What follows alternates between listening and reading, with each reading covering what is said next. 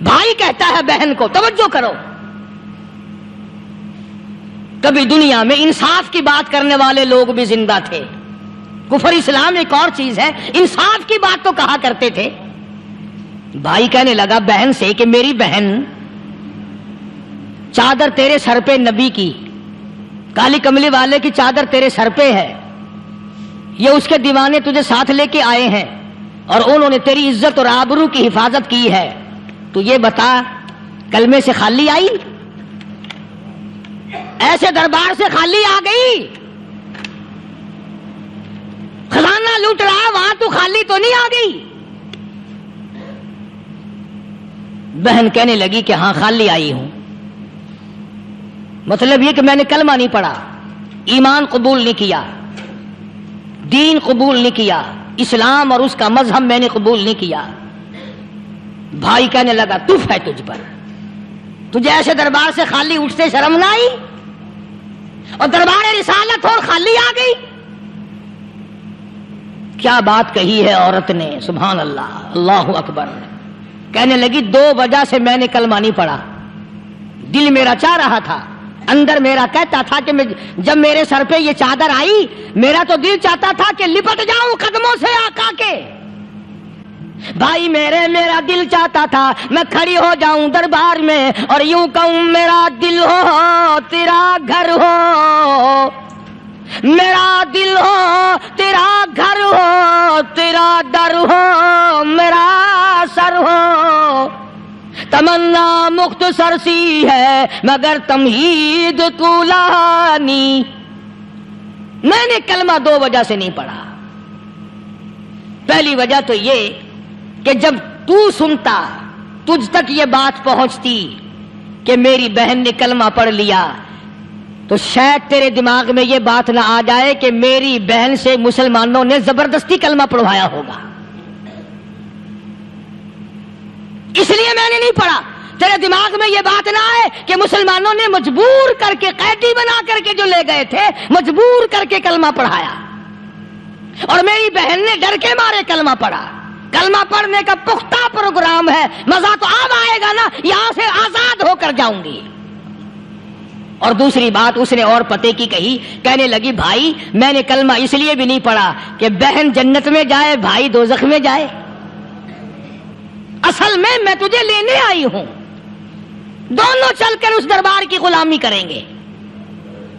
میں نے یہ خوف کھایا کہ میرا بھائی غصے میں آ کر کفر پر اور مضبوط نہ ہو جائے، اس لیے مجھے آنے کی کوئی ضرورت نہیں تھی. اور کہنے لگی او میرے بھائی، وہ دربار کوئی واپس آنے کا تھوڑا ہی ہے، وہاں تو جو گیا قربان ہو گیا، جو گیا قربان ہو گیا. چلو چلتے ہیں. دونوں بہن بھائی آ کر حضور اکرم صلی اللہ علیہ وسلم کے ہاتھ پہ کلمہ پڑھ کر مسلمان بن جاتے ہیں. وہ نبی کی ایک بات دیکھ کر کلمہ پڑھ کر مسلمان بن گئے. ہمارے سامنے لاکھوں حدیثیں، ہزاروں قرآن کی آیتیں ہیں، پر ہم آج تک مسلمان نہ بنے. جب مرضی آئی نماز پڑھ لی، جب مرضی آئی زکوٰۃ دے دی، جب مرضی آئی قرآن پڑھ لیا، جب مرضی آئی دین ایمان کر لیا، مرضی آئی چوری کر لی، مرضی آئی ٹھگی مار لی. اس کا نام دین نہیں ہے، اس کا نام ٹھگی اور فریب ہے. اس لیے قرآن کریم نے للکار کے کہا تأمرون الناس بالبر وتنسون انفسکم وانتم تتلون الکتاب. دوسروں کو اسلام کا نام لیتے ہو، دوسروں کے سامنے مسلمان بنتے ہو، حالانکہ تم کتاب پڑھتے ہو اللہ کی. افلا تعقلون، سوچتے کیوں نہیں ہو کہ تم کدھر چلے ہو؟ کیا پروگرام بنائے بیٹھے ہو؟ زندگی کا لاہ عمل یہ تو نہیں ہونا چاہیے جو تم نے بنایا ہوا ہے. اور آگے فرمایا تأمرون الناس بالبر وتنسون انفسکم وانتم تتلون الکتاب افلا تعقلون واستعینوا بالصبر والصلاة. اگر تکلیف آئے، پریشانی آئے، کوئی مصیبت آئے تو صبر اور نماز کے ساتھ قائم رہو. یعنی صبر نماز کے بغیر حاصل نہیں ہوگا، اور نماز قبول ہوگی تو صبر خود بخود آ جائے گا. چنانچہ اللہ والوں کی زندگی کا مطالعہ کرو، کتابیں اور حالات پڑھ کر کے دیکھو کہ انہوں نے ساری عمر میں ایک ایک نماز بھی ضائع نہیں ہونے دی، تمام عمر میں ایک ایک نماز ضائع نہیں ہونے دی۔ اور ہم لوگوں کی جوانی یوں ہی بیت جاتی ہے، جوانی یوں ہی گزر جاتی ہے۔ اسی کو کہتا ہے کہ کچھ نہ پرواہ کی میرے دین کی، آج میں تمہاری پرواہ کیسے کروں؟ وَإِنَّهَا لَكَبِيرَةٌ إِلَّا عَلَى الْخَاشِعِينَ۔ اللہ پاک خود فرماتے ہیں کہ نماز بھاری نہیں، نماز مشکل نہیں، نماز پڑھنا کوئی تکلیف نہیں، مگر ان لوگوں کے لیے، ان لوگوں پہ کوئی مشکل نہیں جو اللہ سے ڈرنے والے ہیں، اللہ کے خوف کو دل میں بسانے والے ہیں، جن کا یقین ہے کہ موت آئے گی اور اللہ کے یہاں جا کر کے میں نے منہ دکھانا ہے، ایک دن قبر میں جانا ہے، حشر نشر نے بھی آنا ہے، قیامت نے بھی آنا ہے، جس کا ان تمام چیزوں پہ یقین ہے۔ اللہ فرماتے ہیں الا علی الخاشعین، ڈرنے والے کے لیے تو کوئی چیز نہیں، اور جو نہیں ڈرتا اس کے لیے تو پہاڑ ہے نماز پڑھنا۔ صحابہ کرام نے تو ایسی ایسی نمازیں پڑھی۔ صحابی ہے مدنی کریم صلی اللہ علیہ وسلم کا، اپنے باغ میں نماز پڑھ رہا ہے، گنجان باغ ہے کھجوروں کا، کھجوروں کا باغ پکا کھڑا ہے، صحابی نماز پڑھ رہا ہے۔ ایک پرندہ کبھی ادھر سے آتا ہے کبھی ادھر جاتا ہے، گنجان باغ ہے، وہ نکلنا چاہتا ہے، پرندے کو راستہ نہیں ملتا، تو دوران نماز صحابی کی نظر پرندے پہ لگ گئی۔ دوران نماز صحابی کی نظر، وہ پھڑک پھڑک جو کرتا تھا نا، کبھی ادھر کبھی ادھر، صحابی کی نظر پرندے پہ لگ گئی، نماز میں بھول گیا۔ بس اتنی سی بات ہوئی، آیا دربار رسالت میں اور کہنے لگا یا رسول اللہ وہ سارا باغ لے کر اسلام میں وقف کر لو، جس باغ کی وجہ سے میری نماز خراب ہو جائے میں وہ باغ ہی نہیں رکھتا۔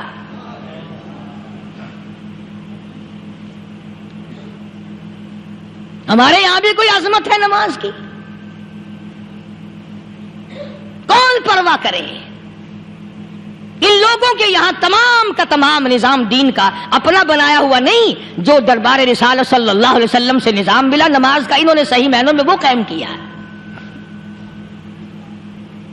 کیسی مشکل میں ہوئے، کہیں بھی ہوئے، جس حالت میں بھی ہوئے، نماز پڑھنی ہے، ادا کرنی ہے۔ چنانچہ ان کی نمازوں میں اتنی برکت تھی، سیدنا امیر معاویہ رضی اللہ تعالی عنہ کی حکومت ہے، صحابہ اکرام ابھی زندہ ہیں، افریقہ کے گھنونے جنگل میں بہت بڑے صحرا میں چھاونی بنانے کا پروگرام بنایا۔ بڑے جنگل ہیں، بڑے درخت ہیں، بڑی بھیڑ بھاڑ ہے، بڑے جانور ہیں، شیر ہیں، چیتے ہیں، گھگیاڑ ہیں، بڑے بڑے موذی جانور ہیں۔ تو اس علاقے کے لوگوں نے بتایا کہ تم مار کھاؤ گے، یہاں تو بڑے بڑے جانور تمہیں کھا جائیں گے، تم یہ کیا سوچ کر آئے ہو؟ تمہیں یہ نہیں چھوڑیں گے، جانور کھا جائیں گے، تمہیں یہاں چھوڑی بناؤ گے؟ صحابہ کہنے لگے نہیں ہمارے پاس ہتھیار ہے۔ کمانڈر کہنے لگا، ایک صحابی تھا حضور اکرم صلی اللہ علیہ وسلم کے زمانے کا دیدار کرنے والا، بڑا دیوانہ پروانہ۔ کمانڈر نے اسے حکم دیا تو 2 رکعت وضو کر، 2 رکعت نماز ادا کر، اور 2 رکعت نماز ادا کرنے کے بعد درخت پہ چڑھ جا، اور درخت پہ چڑھ کر یہ آواز لگا، او جنگل کے ہاتھیوں، او جنگل کے بھگیاڑوں، او جنگل کے شیروں، او جنگل کے موذی جانوروں، او ناگ وٹھوؤں، او سانپ بیچھوؤں، او فلاں جانوروں، او فلاں جانوروں، ہم غلام ہیں محمد عربی صلی اللہ تعالی علیہ وسلم کے، اور میں تمہیں حکم دیتا ہوں 24 گھنٹے کی اجازت ہے، 24 گھنٹے کے اندر اندر تمام جنگل خالی مانگتا ہوں۔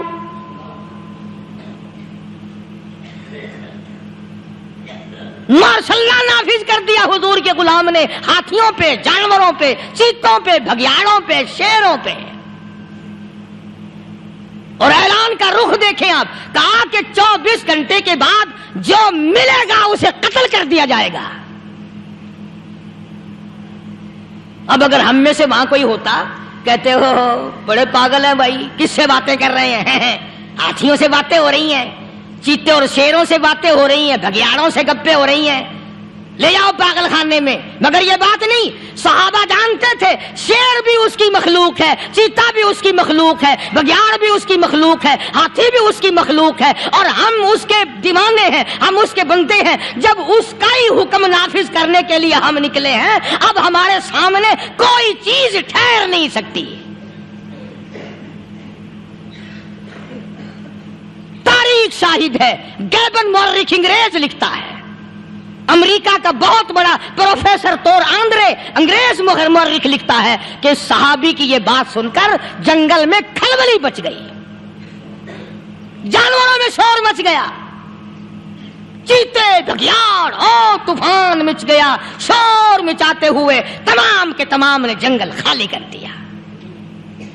مسلمان، جب تیرے اندر ایمان تھا، جب تیرا قرآن پہ ایمان تھا، جب تیرا نبی پاک صلی اللہ علیہ وسلم پہ ایمان تھا، جب تیرا حضور کی رسالت پہ ایمان تھا، جب اللہ کی توحید پہ تیرا ایمان تھا، اور تیرا مقابلہ شیر نہیں کر سکتا تھا، تیرا مقابلہ چیتا نہیں کر سکتا تھا. آج ایمان پلے ہے نہیں، آج تو ڈر کے مارے مر رہا ہے اور مرے گا.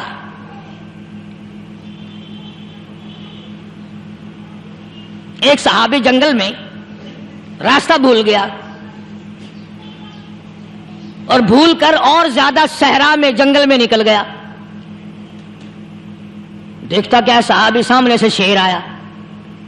صحابی نے تو شیر کو دیکھ لیا اور شیر نے صحابی کو دیکھ لیا. اب شیر حملہ کرنے کا ارادہ کر رہا ہے، سامنے ہے. اللہ اکبر، اللہ اکبر. صحابی نے للکار کر آواز دی، او جنگل کے شیر، او جنگل کے شیر، کیا تو ان آنکھوں کو چیرنے کا ارادہ کرتا ہے جو آنکھیں محمد کریم صلی اللہ علیہ وسلم کے چہرے انور کا دیدار کر چکی ہے؟ ان آنکھوں کو پھاڑے گا، اس چہرے کو پھاڑے گا جس نے حضور صلی اللہ علیہ وسلم کا ایک دفعہ نہیں بار بار دیدار کیا ہے.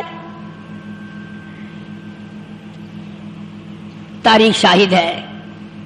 شیر جھکا، صحابی کے قریب آیا اور یوں لکھا ہے کہ آگے بڑھ کر صحابی کے پاؤں چاٹنے لگا، پیر چاٹنے لگا اور زبان حال سے یوں کہنے لگا، اگر تو ان کا غلام ہے تو میں ان کے غلاموں کا غلام ہوں. یہ جو تمہیں کہتے پھرتے ہیں نا، غلام ہے رسول کے، غلام ہے رسول کے غلام ہے، شکل پہ دیکھنا 12 بجے ہوئے ملیں گے. بالکل جھوٹ.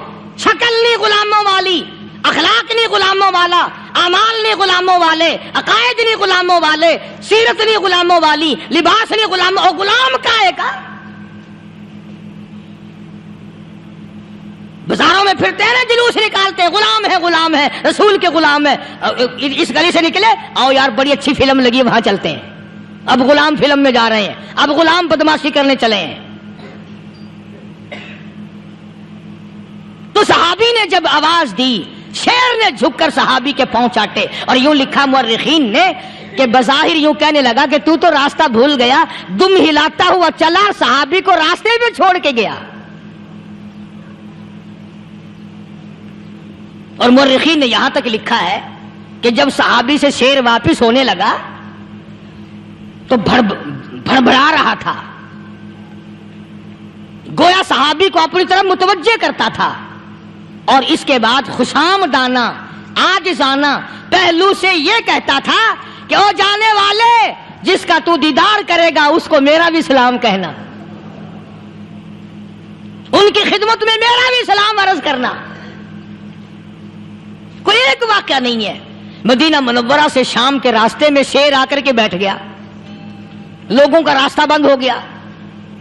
کوئی آدمی مدینہ پاک میں واپس، اللہ ہر مسلمان کو مدینہ پاک کی زیارت نصیب فرمائے. ہاں مدینہ بڑی شے ہے. ہاں مدینہ نہ دیکھا تو کچھ بھی نہ دیکھا.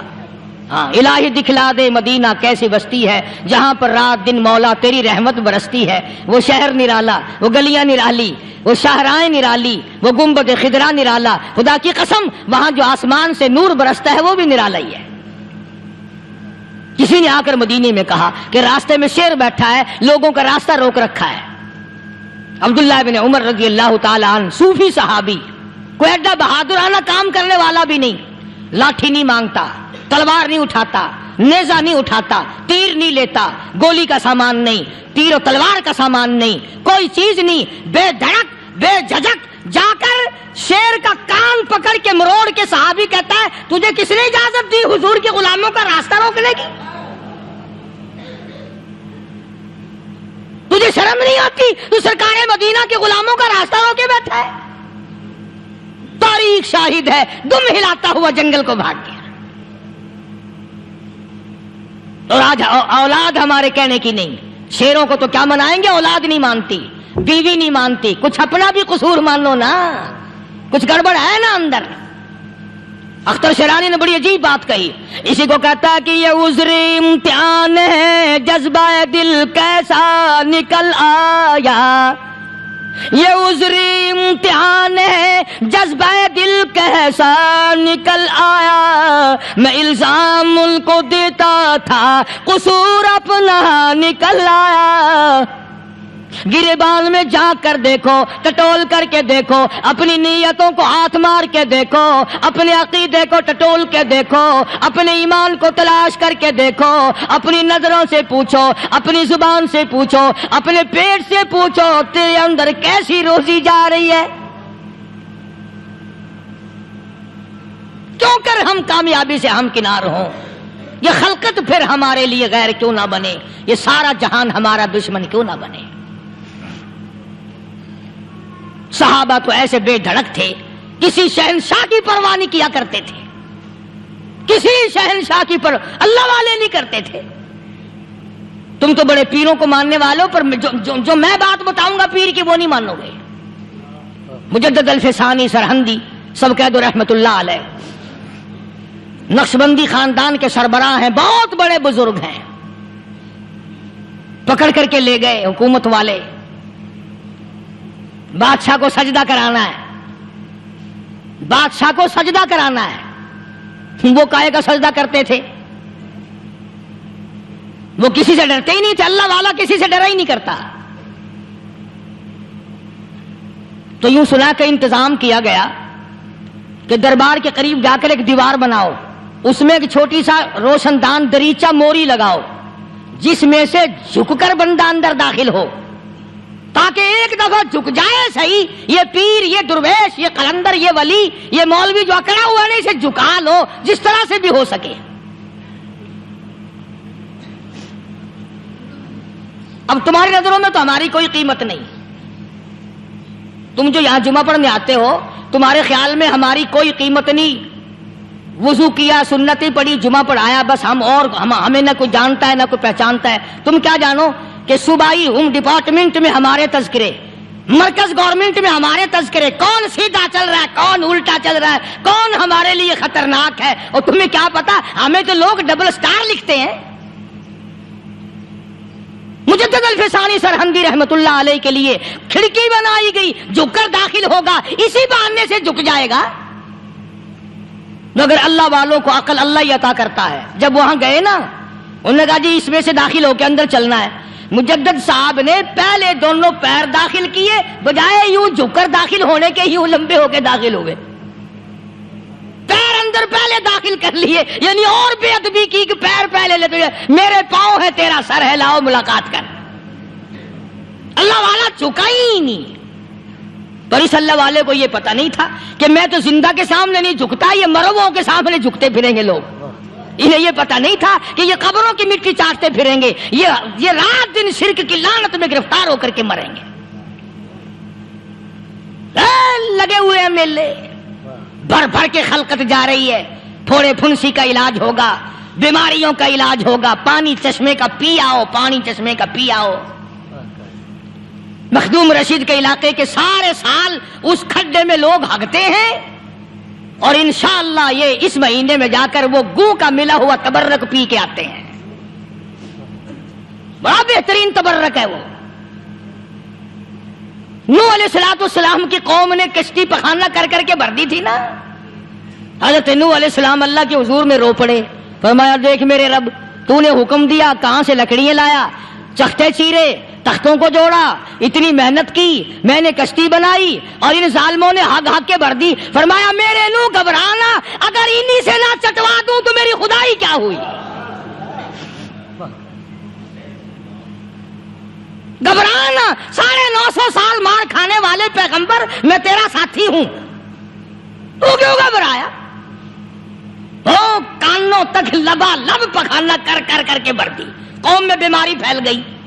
جو عورت چلے کہاں چلی کہ نوح علیہ السلام نے کشتی میں پخانا کرنے چلی ہوں، جو بڈھا پرانا پیپا جائے بڑے میاں کہاں جا رہے ہو؟ کشتی میں پخانا کرنے چلا ہوں۔ اللہ میاں نے خارش کی بیماری بھیج دی، وہ چھوٹے بڑے امیر غریب جوان بوڑھے مرد عورت پھرے آگا پیچھا کھجاتے ہوئے کسر کسر کسر کسر تنگ ہو گئے سارے۔ وہ ایک بڈھا بڑا خارش کا مارا ہوا تنگ بیمار بھی بعد نہ آیا، وہ کشتی کے کنارے پہ بیٹھ کے پخانا کرنے لگا نا، پیر پھسل گیا دھڑم اندر تبرک کے، اب وہ ساری جان لتھڑ گئی، سارا سن گیا۔ باہر آ کے پانی پونی سے صاف کیا، وہ جہاں جہاں گندگی لگی تھی نا وہ خارش ہی ختم ہو گئی۔ چڑھ گیا درخت پہ، کہنے لگا آؤ خارش کی دوا مل گئی، بیماری کا علاج مل گیا، آؤ آؤ مفت۔ آ گئی دنیا بیماری میں، اور کیا چاہیے؟ بھاگی بھاگی خلق۔ انہوں نے کہا ہے، انہوں نے کہا بظاہر دیکھنے میں یہ گند ہے، یہ کھاج کی دوا ہے، ملو اٹھا کے۔ لب بھر بھر کے لوٹکیاں بھر بھر کے لے گئے لوگ، اور جب پخانا ختم ہو گیا تو کشتی دو دو کر کے پی لی لوگوں نے۔ یہ جو اب گند کا پانی پیتے پھرتے ہیں نا، شاید اسی نسل سے ہیں۔ یہ کیا اعتقاد ہے؟ نماز کے نیڑے نہیں، قرآن کے نیڑے نہیں، دین و ایمان کے نیڑے نہیں، ہے گرمی پریشانی، بچوں کو اٹھائے ہوئے تکلیف، بس میں جگہ نہیں، گاڑی میں جگہ نہیں، ٹرک میں جگہ نہیں، بھاگ رہی ہیں دوڑ رہی ہیں، کل پہ ویندی ہے اکی پیر حقانی در ویندی پئی ہے۔ ایمان تو دیکھ اس کا، انہی لوگوں کے لیے تم مرنے کے بعد قرآن پڑھا کرتے ہو، انہی لوگوں کے لیے تم جنت مانگتے ہو، پھسکڑا مار کے بیٹھ جاتے ہو، کرے سوکھی کھیتی کو پل میں ہری، میری بار ہو جائے رحمت تیری، اور تو شانہ چلاکی مارتا ہے، حرام کھا کھا کے شرک کر کر کے مر گیا، اللہ کو دھوکہ دیتا، اللہ میاں کملا تو شانہ ہے۔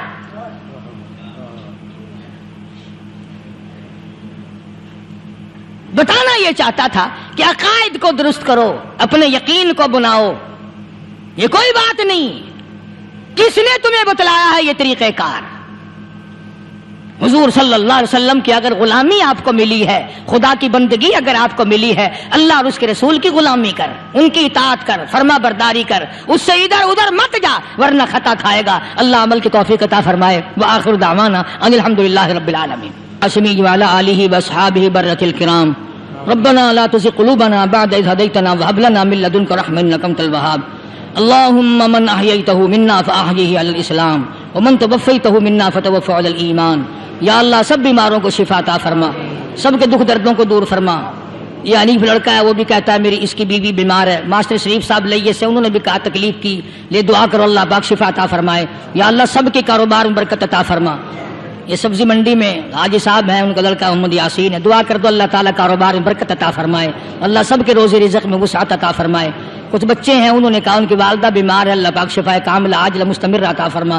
جتنی عورتوں نے جتنے مردوں نے دعاؤں کے لیے کہا، یا اللہ سب کی جھولیاں بھر دے، سب کی پریشانیوں کو دور فرما دے۔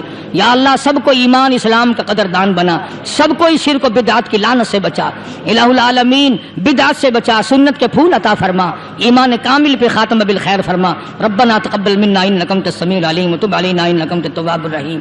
صلی اللہ علی حبیبہ محمد و آلہ و اصحابہ اجمعین۔